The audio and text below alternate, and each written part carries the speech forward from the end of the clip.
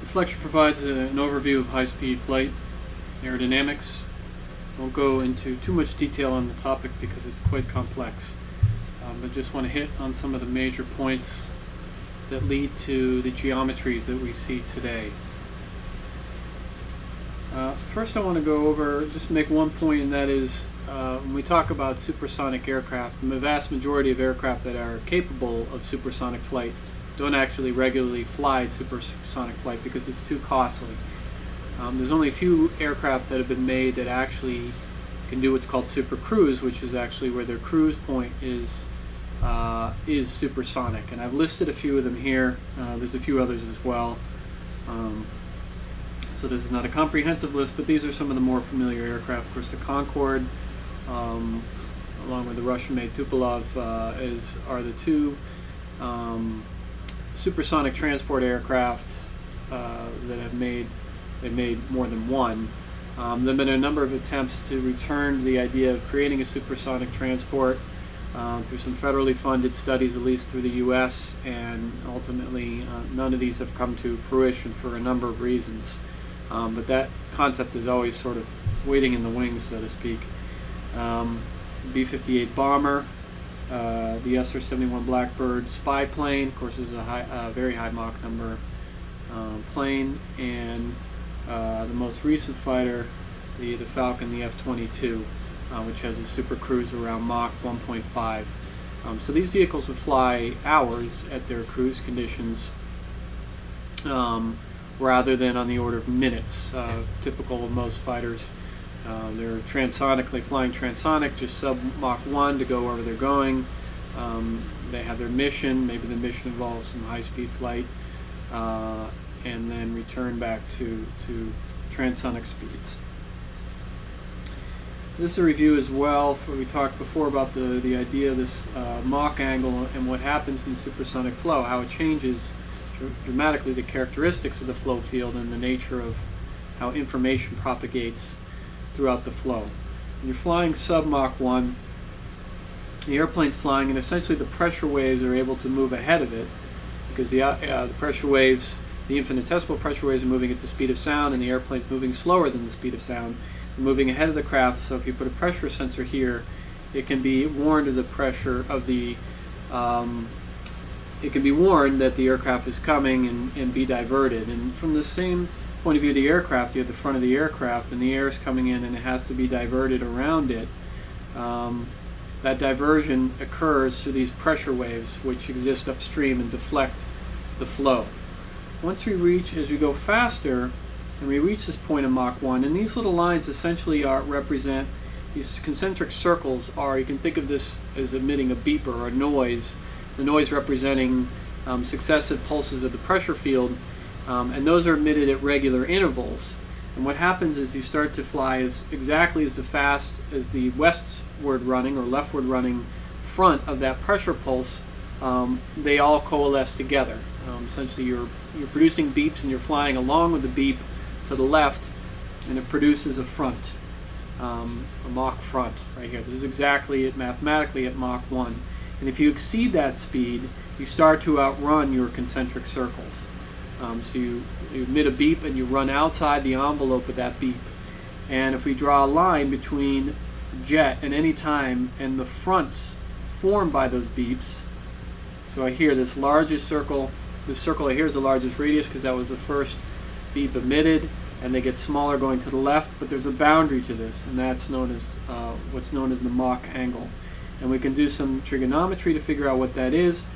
This speed here is or the length of this is some time scale times the speed of sound here, A. We usually use C, but it's A in this diagram.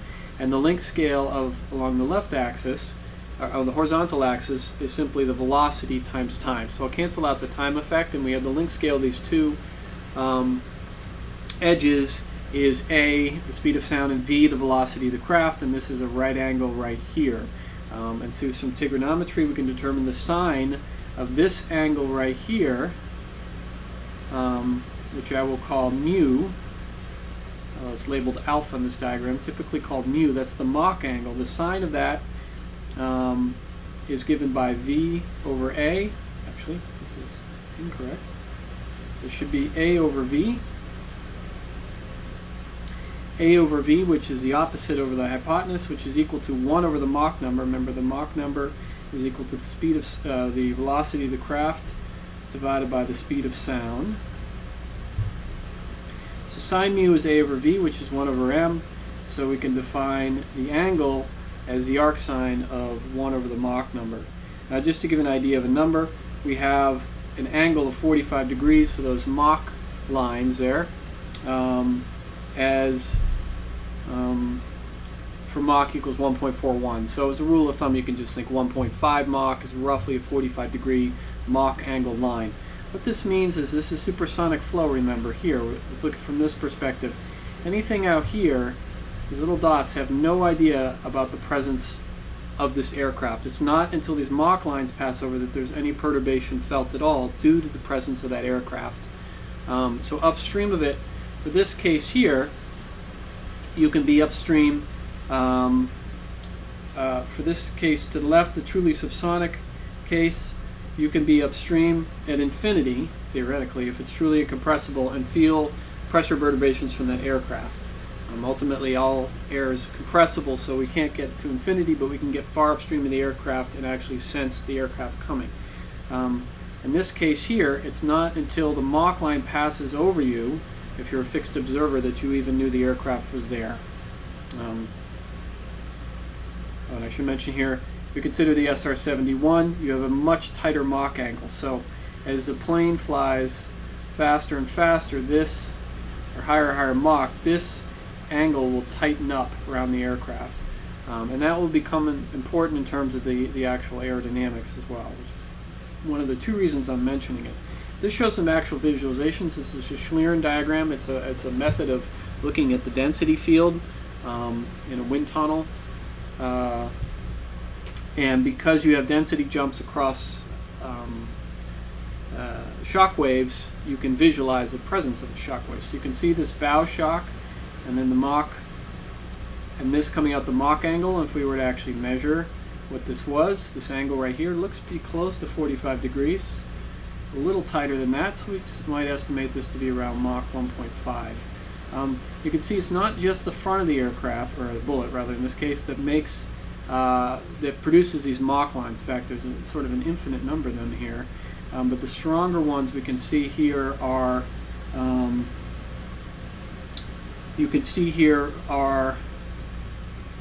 in places where the geometry has an abrupt change, and this will become important in the last slide when we're looking at the area rule. This particular thing is a blunt body, so actually there's a wake behind it even in supersonic flow. This is a Schlieren of a jet fighter with a diamond wing flying in supersonic flow. You can see that these Mach lines are emanating from the nose, from the shoulder here. I don't see any from the wing. Actually, if you look carefully, you can see them emanating from the wing as well. So produce a number of these Mach lines that are all interacting, and Mach lines from the front of the vehicle, it's basically weak shock waves, are interacting with the wing in this particular case. So that will have to be considered in the wing aerodynamics, namely that the wing is subject to strong variation in the span-wise direction. The tip of that wing is experiencing a significantly different flow than the root of that wing, and that position where that changes depends on the Mach number, which will change the Mach angle, where you're not changing the velocity of the jet. So associated with this is a sonic boom. And this really is a primary barrier to supersonic transport. It's definitely worth, if you're interested in the idea of supersonic transport, looking at some of the initiatives that date to the 70s of the U.S. to build a supersonic transport, and Boeing's initiatives and NASA's initiatives, and how they ended up being scuttled. And a lot of this was, there was some bad timing when some of the aerospace companies were all merging on top of each other. So there's sort of a mixed history to that, but it's not an initiative that was short of government funding and had some major efforts at some time. One of the big barriers, of course, is the sonic boom. The supersonic aircraft produces these shock waves. We can greatly simplify it, thinking of one coming off the bow and the tail, and in between an expansion. And these sort of sub 10 to the ground. Now, of course, it has to pass through the atmosphere, maybe 60 kilometers of atmosphere. So you have variation in atmospheric properties, namely the propagation speed of the speed of sound due to temperature differences, and which affects the density. So, so the sonic boom will change shape, and you can have coalescence and merging of different shocks. You can strengthen the shock, you can weaken, depending upon the atmospheric properties and the nature of the initial near field. At the bottom we have what's called a very simplified excuse me, look at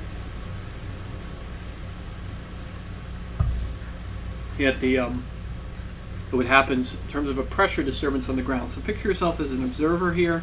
As the aircraft passes over, you have a jump in pressure, you have an expansion as it goes over the lifting portion of the aircraft, and then a recovery on the backside to atmospheric pressure. So this occurs over a very short time scale, because essentially it's related to the length of the airplane, the geometry of the airplane, and the speed of the airplane, how quickly this passes over.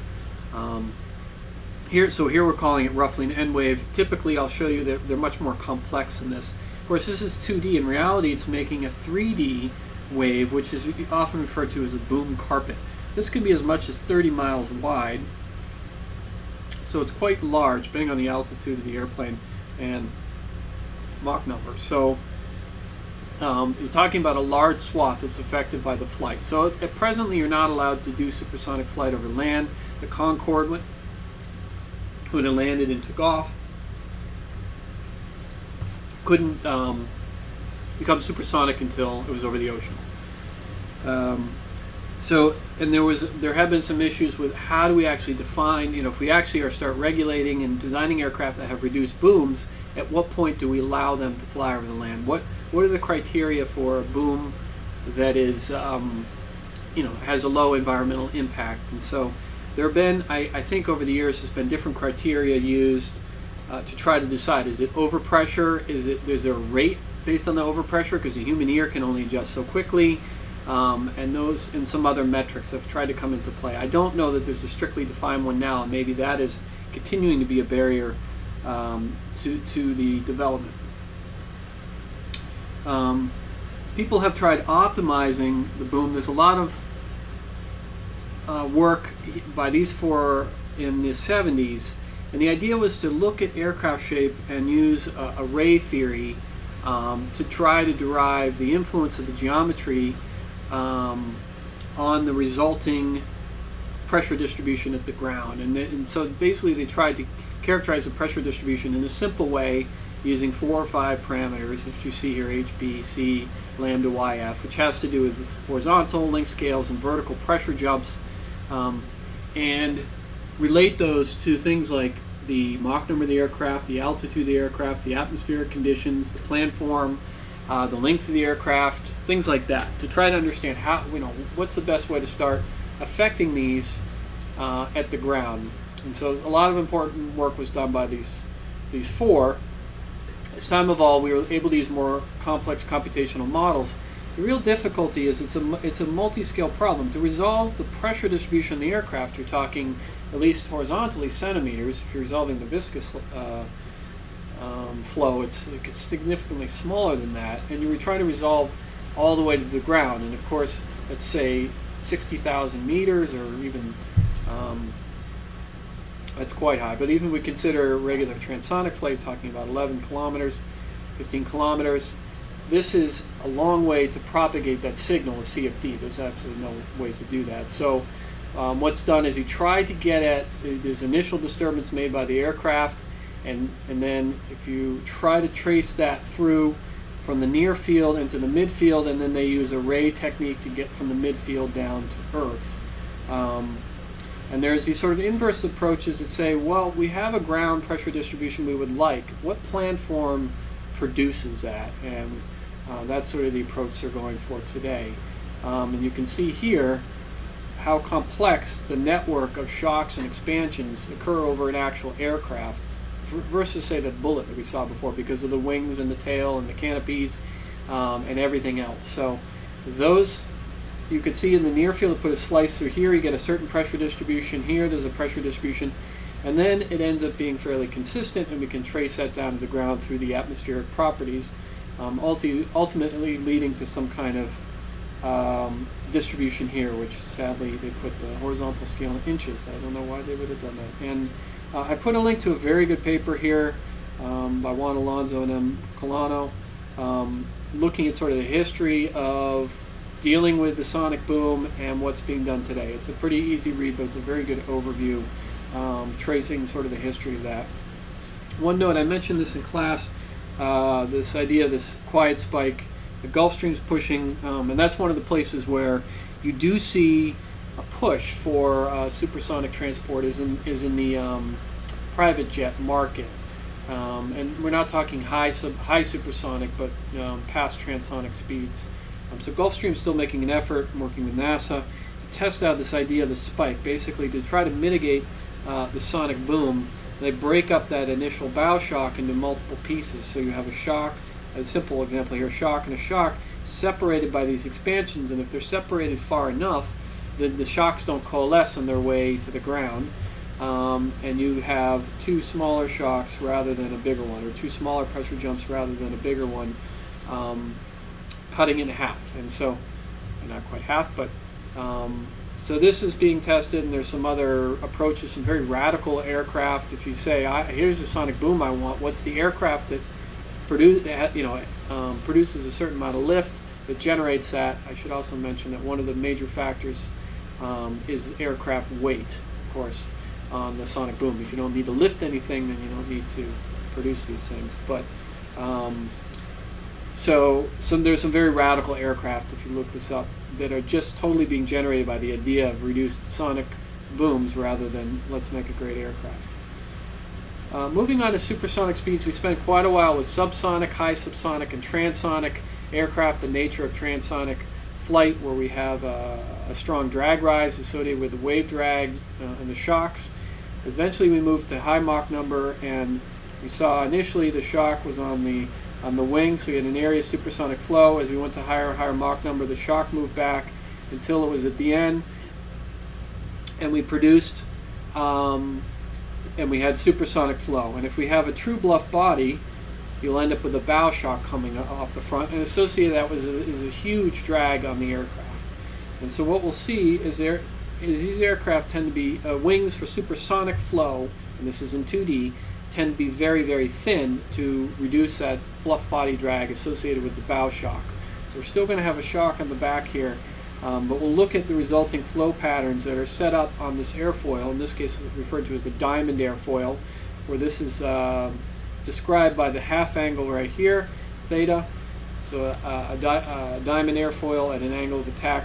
What is the flow distribution over this? What is the lift coefficient produced by this according to linear theory, and the drag coefficient according to linear theory?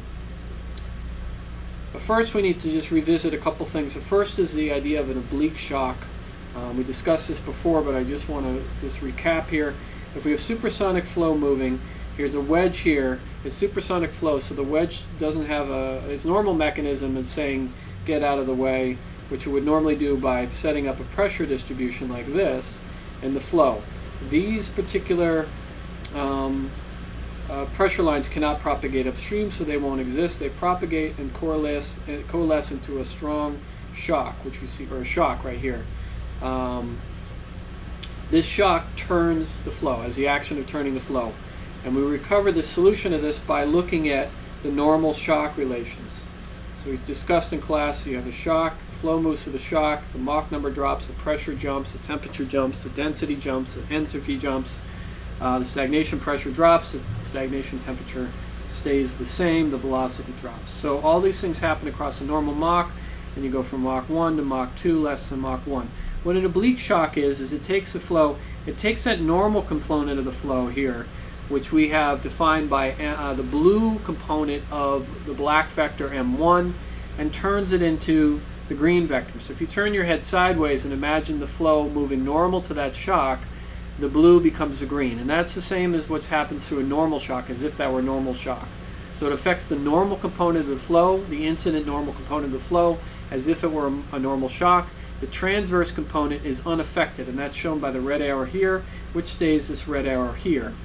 So ultimately, apologize for this interruption by Microsoft, of course. Ultimately,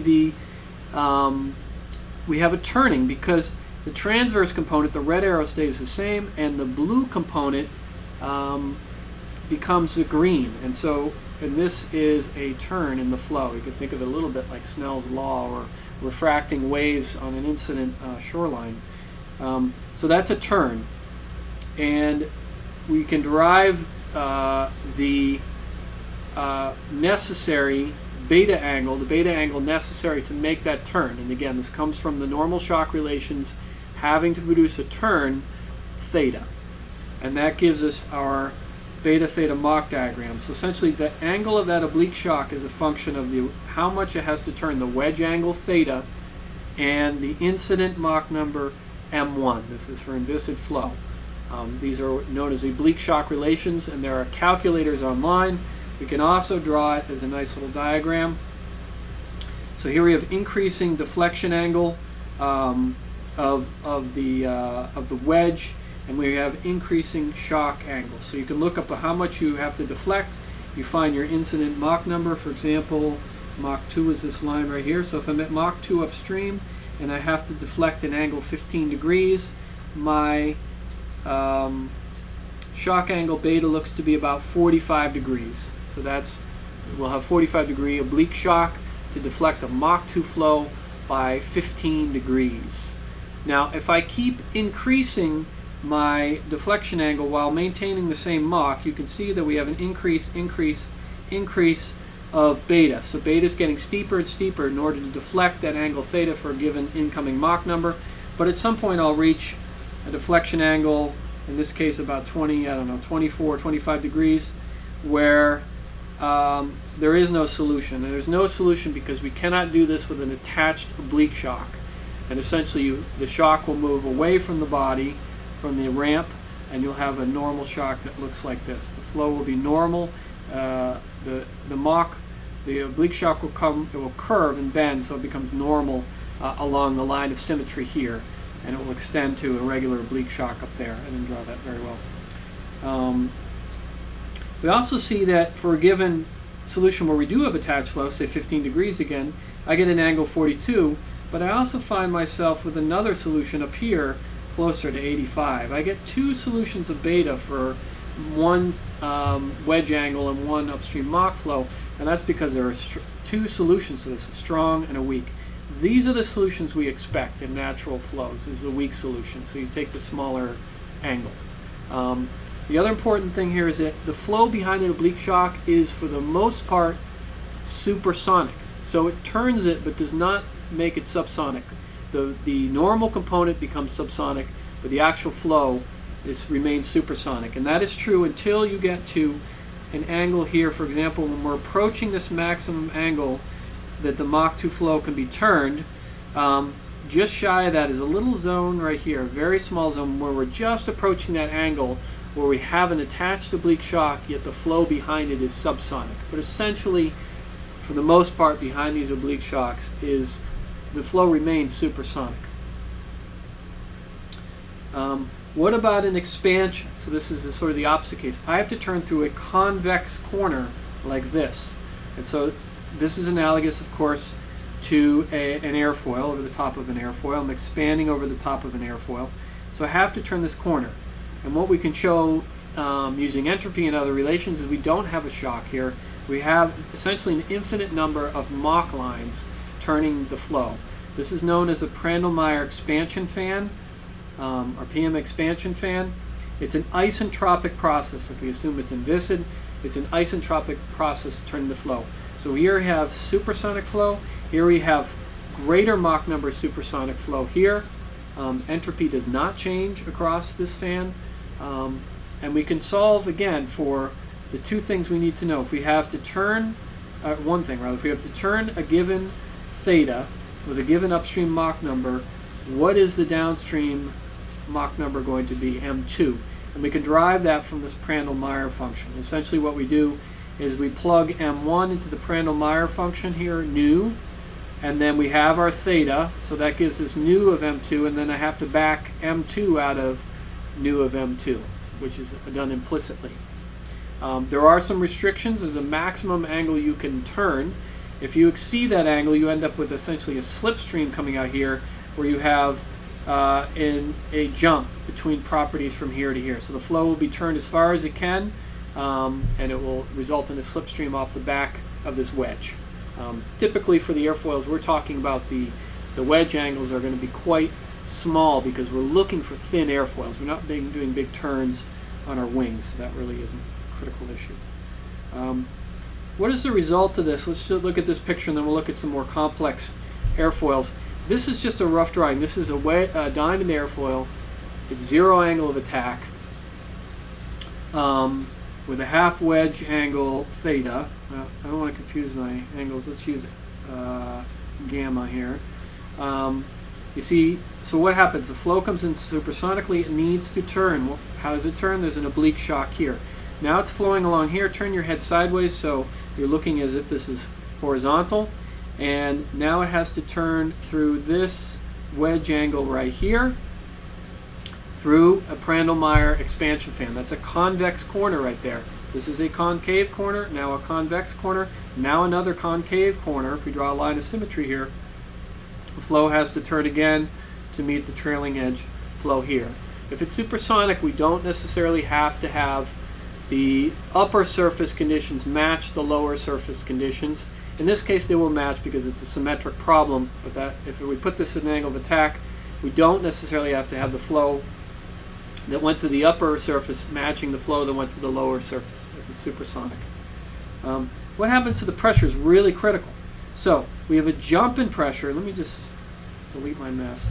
We have a jump in pressure that occurs. So I'm a parcel of fluid here. I'm moving along some pressure P, atmospheric, and I move through the shock. My pressure jumps.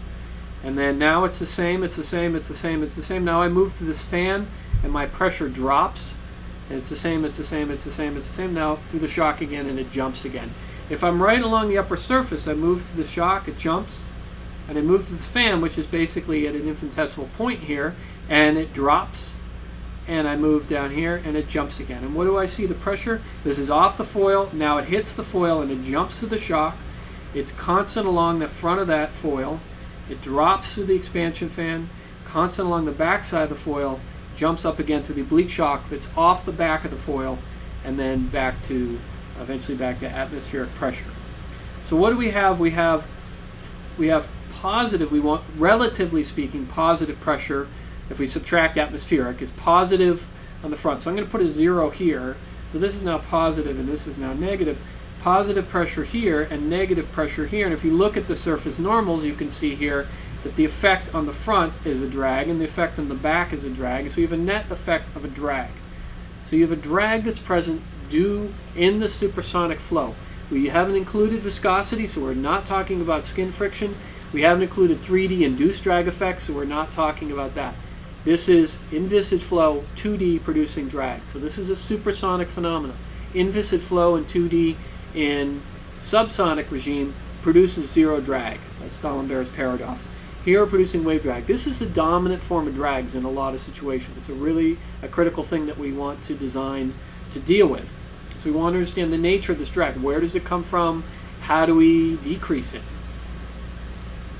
This shows a really nice sketch from an Air Force flight training school, just showing you, we put these at angle of attack. So this is a thin plate. Just think of this as a line or a thin plate, infinitely thin plate, at an angle of attack. So again, you have to go through a convex angle, which means an expansion wave, and a concave angle, which means an oblique shock, and a concave angle, which is an oblique shock, and a convex angle, which is an expansion wave. So we have, the result is that we have lower pressure on the top, higher pressure on the bottom, and that means we have lift. But this whole thing is canted back. So we have, not only do we have lift, but we have the net force is normal to the plate, and it's canted back by an angle alpha, which is the angle of attack. And so some of this net pressure force goes into drag, and some goes into lift. And if we consider a small angle alpha, the drag is essentially alpha times this lift. So we have a smaller, so we have L over D basically alpha in this case. So there's drag associated with lift. there is no what we would call profile drag in this case, because if we were to put this foil at a zero angle of attack, like this, the flow would just move past it as if it didn't exist. It has zero drag. The drag that we're incurring at this point of this angle of attack is, and it's written in different letters, so I'm just going to write here as CDI. It's an induced drag due to lift. It's there because of lift. This is still 2D, so we're not talking about vortices and induced downwash and things like that and changes in the angle of attack. This is simply a drag due to lift. We could think of this even coming back to the idea of Newtonian flow and the way that Newton and others tried to think of fluid mechanics. So we have because it's canted back, we have a drag due to lift. This shows in a little bit more comprehensive way what we looked in the previous slide, where you have zero angle of attack over a diamond airfoil. And again, you have this positive pressure in the front, relatively speaking, and negative on the back, relative to atmospheric, resulting in wave drag. No lift, but wave drag. So this is just what you might call a profile drag, not including viscous effects, but a profile drag that is a drag not associated with lift, a zero lift drag. The supersonic airfoils, now let's take this diamond airfoil, put it at an angle of attack. Now whether or not we have an expansion wave here on the top surface depends on the angle of attack and depends on the wedge angle. If the wedge angle is still if we have a very fat wedge like this, I'll draw temporarily, we still have a concave angle. We're still going to have an oblique shock. But we don't have a fat airfoil like that. So the flow here, this is a convex turn. You need an expansion here, a concave turn. You need an oblique here. Again, a convex turn, another expansion, concave turn. So you can just trace these flow paths and see if it's turning concave or convex, and you'll have an expansion or a shock associated with that. The resulting lift distribution looks something like this. So we're expanding the flow here through relatively lesser pressure, and then we have an expansion of the flow here, and on the bottom we jump through the shock and we have higher pressure here, and the balance is going to be a net drag force and a net lift force on this particular foil. And we can go to more complicated shapes such as this arc shape here, and etc., etc. But these are getting more complicated. These kind of simple ones, we can use simple theory where we assume we have a change through each of these distribution. It changes here, it stays the same. It changes here, it stays the same. So we have long segments where it stays the same. We just have to calculate the jumps that are occurring here. Once we get into vehicles like this, that's not possible to do. It's a more complicated procedure. But we'll look at some of the solutions for those circular arcs on this slide here. This comes from Ackeret theory. This is a linear theory, so it's only valid if the wing is thin, I should say, if it's supersonic flow, and if it's at a low angle of attack.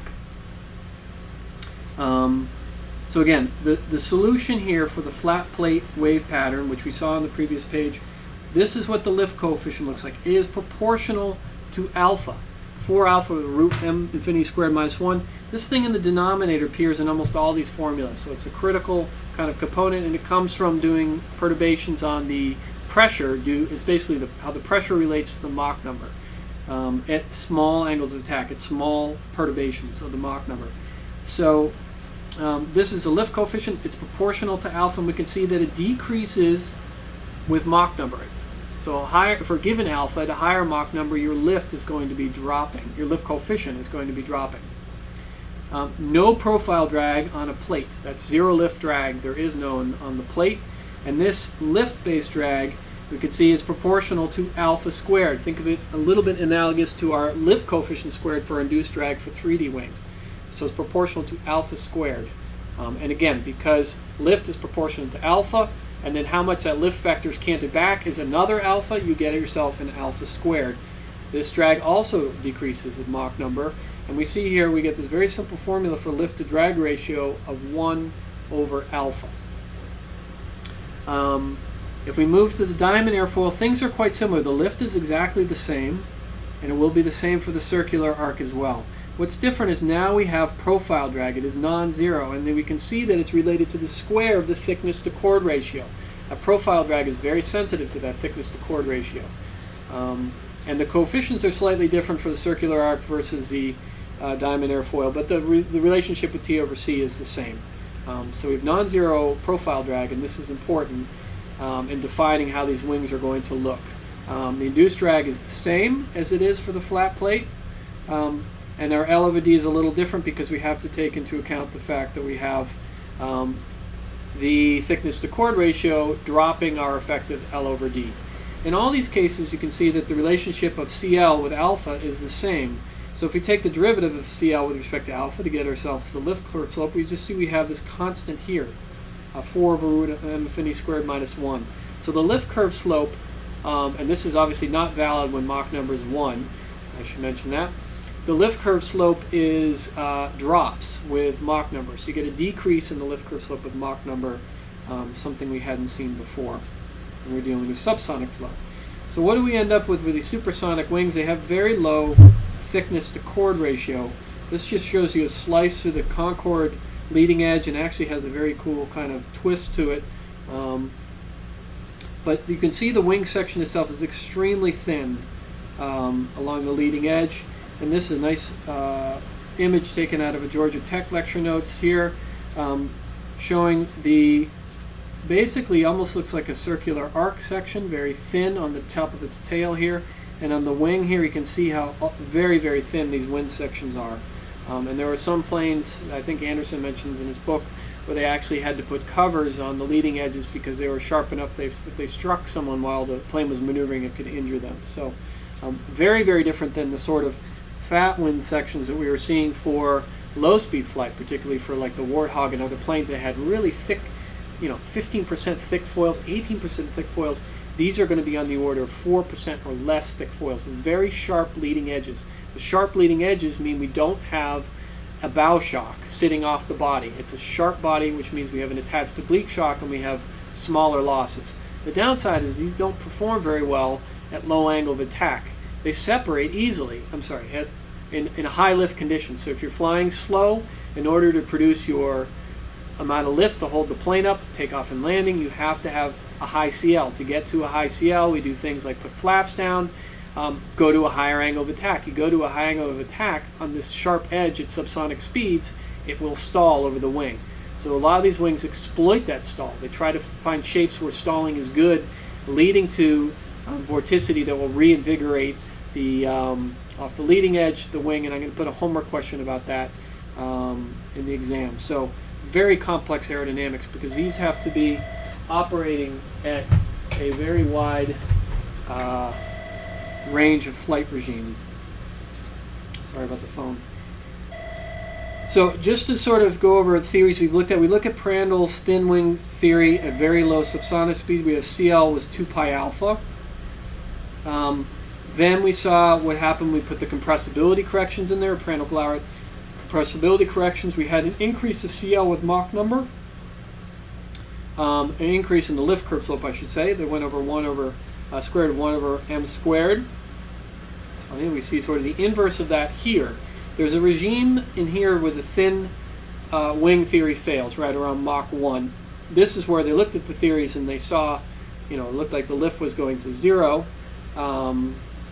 or to infinity, which was problematic, but of course it wasn't reality. They were just violating the assumptions of the theory and nonlinearities. So the actual CL is bridged something like this. And then we have a drop in CL with Mach number on the back side of the diagram. This shows, and I couldn't find a very good image, but shows at least one example of profile drag or drag on an airfoil section. Not talking about wing drag, drag on an airfoil section as a function of Mach number. And you can see at low Mach number, we have fairly constant values as we've seen in X-foil and other solutions. You go through this heavy, heavy transonic drag rise to the critical Mach number, the drag divergence Mach number, and then we drop down on the backside, but maintaining high levels of drag relative to the subsonic regime. So this is a drag coefficient. So two things we have happening. We have the CL, the drag's higher, so we're going to have a lower L over D at supersonic flight, and we'll look at a slide of that later because it's an important point. But we can have we can work with a lot less wing area and a smaller CL because we have such high dynamic pressures which I've noted here. And you'll see sometimes when you look at these fighters, you say, how are they holding themselves up? And that's because when they're released at speed, the dynamic pressure is so strong. Of course, you still have to take off and land, which either means you're landing and taking off at high speeds, long runways and parachutes, or you have things like swept wings that produce much better aerodynamics at low speed. There's a very good history actually here. I put a link to this, this idea of the development of these wing structures. So again, we have this peak we have to get through, and that transonic drag rise was really essentially a barrier for flight until they developed very strong rocket engines. And the last slide, I'll note one technique they used to get through this barrier. It's not truly a barrier, but through this, over this hump, which was dealing with an area rule. Today's fighters, like the Concorde, for example, this doesn't fly anymore. When it flew, to get to that transonic rise, it would put the afterburners on, and then once it was through, it was cruising, cruising up here, and it was at a much lower drag. And so it wouldn't sit at Mach 1 all day. It wouldn't make any sense to do so. So the point is to get through that rise. You don't want to carry the extra engines, but the afterburners can get you there. They're not efficient while they're running, but it's only for a short time. This is just a note about wing sweep. We talked about this in class, this idea that you can reduce the incident normal Mach number and essentially delay the transonic drag rise. It's a nice slide right here, actually. It shows a variation of sweep angle and the drag coefficient with Mach number, and you can see the benefits of sweeping the wing. Of course, you sweep the wing, delay this critical Mach number, you delay the transonic drag rise, and this is blanking on what plane, a B-57. You can delay these things, however you incur extra costs. You're getting a lot less lift, and when you really get to a very high Mach number and you need to sweep way back, the wings, I shouldn't have drawn that one. Let me sweep a regular wing just like this way back, right? You never see a plane like this. It's starting to get ridiculous. You start having structural issues, twist issues, and loss of lift coefficient for a given wing area. So you're fighting other things at an extreme. But around the transonic point, it makes sense to sweep the wings appropriately, and so virtually you go to an airport, every single commercial transonic aircraft is going to have swept wings that don't look a whole lot different than they do on this bomber here. Supersonic flight is a whole different can of worms because you're dealing with the flow perturbations coming off the front of the wing or the front of the aircraft, which we looked at when we looked at the Schlieren diagrams of the bullet. And really then you can divide your wing situation into one of two cases, at least for this very simple argument here. It's much more complex than this, but just a simple argument. And that is the idea of the way the information is passed in a supersonic flow. So let's just assume this is a flying triangle flying along. And we see here that if this is the Mach angle of the wing here, that is within that cone here, within those arms extending out, a disturbance will be felt. If we consider, for example, a small disturbance here occurring on the underside of the airplane, that disturbance cannot be felt upstream. For example, this point, the green point upstream of that, cannot feel that because it's supersonic flow. It says subsonic leading edge, but it's supersonic flow, and I'll describe why it's called that in a second. So that green point cannot feel what's going on at the red point because it's supersonic flow. The information cannot propagate upstream. The information can propagate out at the Mach angle like this. So any wing that's within that Mach angle downstream of that point of perturbation, which is anything within these red lines emanating out, can sense the what's going on. The flow conditions of that point influence the rest of that wing, that there's information progressing through there, and the pressure field is influenced by that point, including the upper surface. So you can see here the leading edge of the wing here along this green line, let me make it purple, feels the flow perturbation emanating from that red point right there. So this is a really critical point, that the information is propagating out, and particularly along, the way we discriminate this is along the leading edge. Because the leading edge here is within the Mach angle right here, is within this Mach angle, that means that a perturbation occurring upstream of this point here will propagate downstream of this point. And so ultimately the flow is moving this way for the most part. There's some transverse flow. It is supersonic, and so if I'm standing at this red point, I can't feel what's directly, I don't know what's directly upstream of me. for example, right here.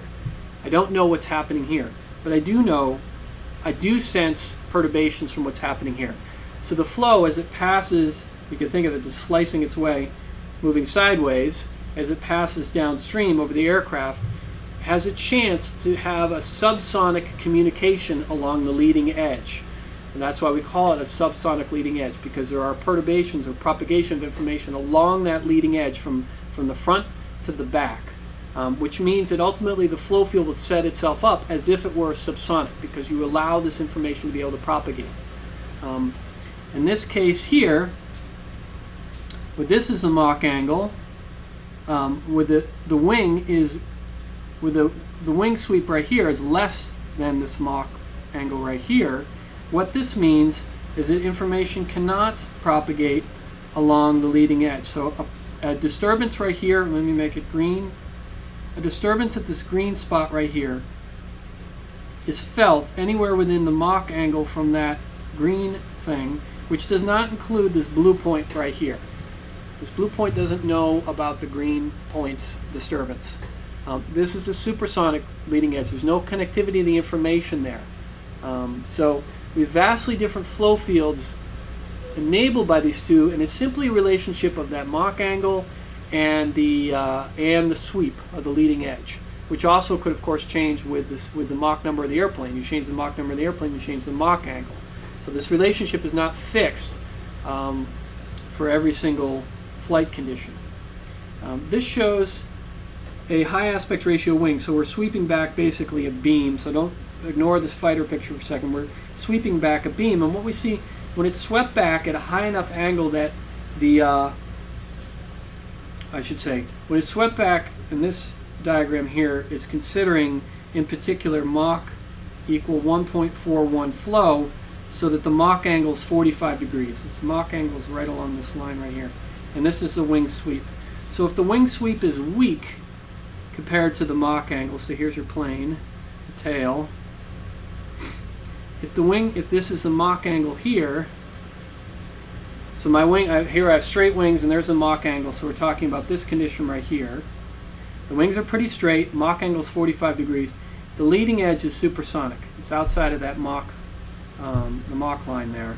And so we have essentially supersonic flow over these wings, highly sensitive to the thickness to chord ratio. Here the drags, you have very different drags for an infinitely thin wing and a 10% thick wing here.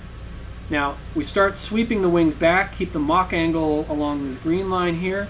I'm going to sweep the wings back to beyond that. Now I put the wing sweep here, and these blue lines behind the Mach lines. Now I'm on this side of the diagram. I have a subsonic leading edge. Doesn't mean the incident flow is subsonic. It means the flow normal to that wing is subsonic, and most importantly, that information can propagate along the leading edge of that wing, setting it up for a more subsonic looking low T over C dependence condition. Now these are very thin high aspect ratio rings. In reality, a lot of aircraft, because you sweep back so far, this structure, this blue wing here is not good, right? So ideally if we want really thin wings, they're thin, their structural rigidity is horrible, they're maneuvering hard, they're flying using stall and other conditions. We put massive forces on the airframe. So what we can do is close this off with a diamond and produce something that's significantly more rigid with some drawback, but the rigidity is really critical. So we have ourselves a delta wing, and here we have the two examples. We have a subsonic leading edge, and here a supersonic leading edge. And if you cut across this, and you look at the pressure distribution across the delta, you have vastly different pressure distributions. This one is going to have a subsonic characteristic. This one will be supersonic outside the Mach line, subsonic, supersonic. So you can consider how complex it is to actually analyze these three-dimensional shapes. If we take an example of a fighter, this is the F-22, this is the sweep angle, about 42 degrees measured this way. This is the Mach angle, which of course is measured from the horizontal, of 42, actually 42, but they're measured from different, points. We end up with a wing, a wing which is swept forward in the Mach angle. You can see it better in the lower wing here. meaning that the leading edge here is effectively supersonic. Just as a caveat, we're considering here the wing root and the Mach lines, Mach angle emanating from the wing root. Of course, these other parts of the airplane make Mach angles. So there's already some flow interference due to the aircraft impinging on the leading edge, even if the leading edge is not swept far enough to reach the Mach lines. We already have some effect. It's still supersonic, but we have some effect of the aircraft. We can have some effect of the aircraft, I should say, upstream, depending upon these Mach lines. In most cases, you will. There's a nice article, if you actually go back to the NASA page, which I should have linked here, just talking about when are swept wings and straight wings used. You'll see, historically, we have a lot of fighters, some fighters that kind of look like those X-wing fighters from Star Wars, and you have more true delta wing fighters, and then the U.S. likes to use, I guess they're called diamond airfoils, where you have negative sweep on the back, like the F-22 is like this. It's a diamond shape, like a shark tooth. So you have these variations in plan forms over the years, and there's different pros and cons of those, and I won't get into too much detail of these, but essentially there's a crossover point from the straight wing to the sweep back, and there actually may be another crossover point where you can't continue sweeping enough at these really high Mach numbers where the Mach lines are very tight. It doesn't make sense to sweep anymore. And this is an extremely complex design because you don't have a single point condition, because you need to be able to take off and land and maneuver and carry a massive amount of stores depending upon your mission. All these things have to come together, of course cost, have to come together to design the platform. That's why when you Google through the jets, you'll see some kind of evolution over the years, but really there's still a fairly large disparity in the platforms of these jets. And of course you have other major constraints like taking off and landing on a carrier and things like that. Just a note on lift to drag ratio, supersonic flight, this is an L over D for the whole aircraft, and we see it dropping considerably from the subsonic regime. You're hitting 5 to 8, I wrote 6 to 8 here, in the sort of supersonic regime. So wave drag is a major cost, incurs major costs on flight. So you can see the disparity of about a factor of 3 or 4 in L over D dropping across the transonic regime, and right around here. Excuse me. This slide is really talking about variable sweep and how one, if you use a straight wing, how poorly it performs at high Mach, and how you use a swept wing and how poorly it might perform at low Mach. But if you use variable sweeps, like some of the planes we looked at, like the F-111,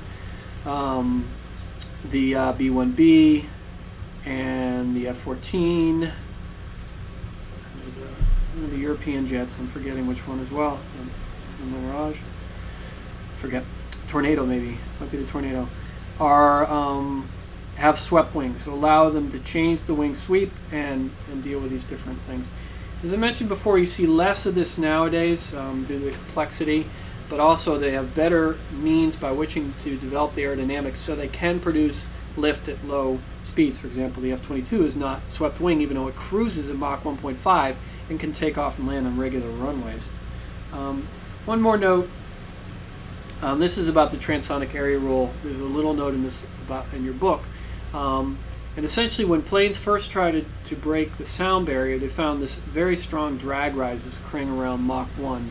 And this is Whitcomb, the same Whitcomb we talked about doing Sonic Airfoils, who noted that if we think of this problem as fully 3D, so we have fully 3D flow moving over this aircraft, and so this, if we boil down a fuselage and a wing, in this, for example, into what they call an equivalent body of revolution. So if we consider the cross-sectional area of every part of this plane, so I'm going to thicken it. If I take the wing and turn it into the whole cross-sectional area and turn it into the equivalent area that's a circle, it might look something like this, and they get thinner and thinner. So you have an area distribution, equivalent body rotation here. I made it look a little like a bullet.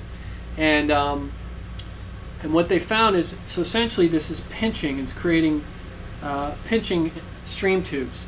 And when you actually look at a real area distribution, it's quite bumpy. So you have the canopy here, you have the engines protruding here. So the real area of distribution might, that's way too bumpy, but might bump around as it goes just because you have these things. And from each of these you have you can essentially produce shocks. And so it's a complex. You think of the stream tubes moving in the aircraft and the wings fluffing them out, and the fuselage is pushing them out, leading to shocks forming. So just like we had our transonic wing and eventually reached the point where there's a shock on that wing, there's no reason we won't have these other places on the aircraft. So you have large wave drag due to the whole aircraft. And you can minimize that using what's called Whitcomb's rule. And essentially there have been later derivations of this to make it a little more analytic. But the idea is that you're trying to, did I even note this? Minimize, yes, the second derivative of this area of the cross section.